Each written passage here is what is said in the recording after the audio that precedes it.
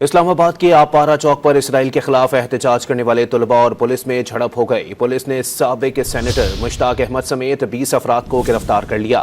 مزید جانتے ہیں ڈان نیوز کے نمائندے شکیل کراڑ سے۔ شکیل، اس وقت تازہ ترین صورتحال کیا ہے؟